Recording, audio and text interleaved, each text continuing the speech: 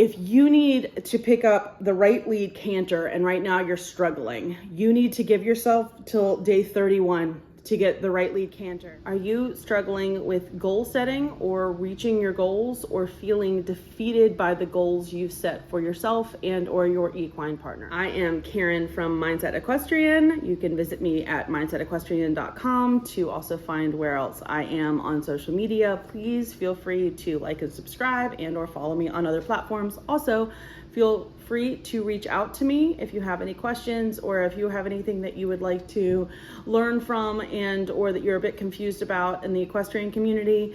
Mindset Equestrian is strictly based on bringing the equine community together through discipline, breed, size, shape, ability. We want everyone to feel positive while they're learning and growing and educating themselves in and amongst our community. Goal setting is something I hear often done incorrectly. It is something that people set for themselves and then find that they are failing to reach their goals. And you can see it from having your young horse started and expecting them to be started in 30 days, or saying, I only want to send them away to a trainer for 30 days.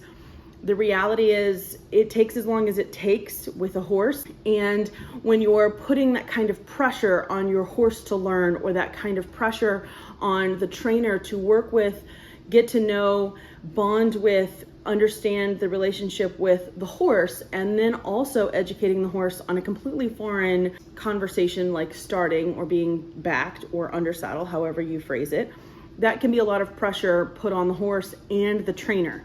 And right now it's 2024, summer 2024. There's a lot going on within our equestrian community, especially at the top.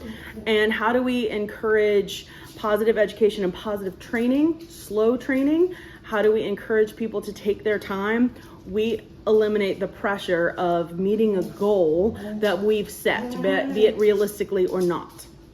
Sorry, there's always an animal in my video. Today there are 2 dogs who sleep until I press play, and then they're here. I happen to be on a complete rebranding journey this year. I gave myself to March 1st to start my website, have my logo. I was able to accomplish that. However, I also gave myself till the end of 2024 to interview a certain amount of people. I wasn't able to get several people done. I was surprisingly able to get several people interviewed. Those videos are on this platform and small snippets on other platforms. I was really expecting to have a ton of riding and a ton of lessons and bring you along with me on that journey. But instead, life threw me into a different direction. 2025 will be based on my riding and training of horses and taking lessons in the hunter jumper, the AQHA, the AHA, ASB, whatever offers me to come and ride and have an educational lesson where I can bring you all with me. I'm going to take that opportunity. Because of Distinguished Rider and the Wide Boot Company, I happen to have boots I feel very confident in. And I have a couple other brands that are reaching out to me so I can get a new helmet. Love my 1K, but it is old and you should replace your helmet every 2 years. So my journey was a little bit different and not quite the way that I expected it to go. However, instead of feeling defeated on these small minor hiccups or major hiccups, I instead pivot turned and embraced where life was taking me.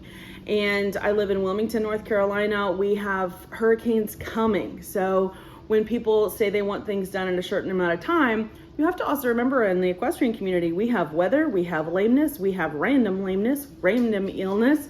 We have our own issues going. And then we also have daylight savings time coming up. So there's always a little bit of a hiccup.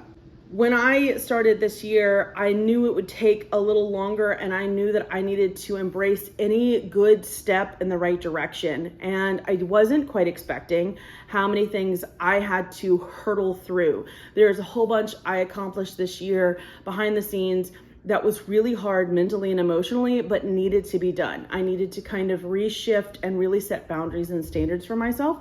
And that was really difficult for me. I'm still struggling with that and still will continue to struggle with that, but that is how I'm going to reach my goals. When I work with riders, and I do have a community on Facebook and on my website where it's very private, and for 20 minutes every month, the subscription that my subscribers pay for gives them 20 minutes one-on-one with me. Some we just work on goal set and am I on my goal journey. Normally I have my journal behind me. I have given it away to someone on another platform who just deserved it, and I have another one coming. So the journal is not up, but the journal is a great way to keep track of progress. And you don't have to buy my journal. You can get your own journal, and just make sure you have a daily blurb. If you've changed your medications for your horse or yourself, if you're having a rough day in your ride, what does that look like? If you're having a good day in your ride, what does that look like?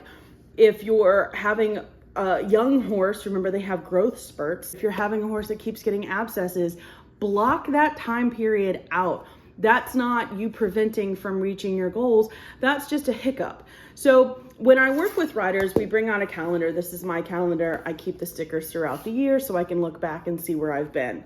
And so I'm always asking my riders, I want you to give yourself the 30-day calendar. And if you're giving yourself a 30-day calendar or a 365-day calendar, let's say you want to get your bronze medal for USDF and you're pretty proficient in first level, I would say instead of giving yourself a year, give yourself 2.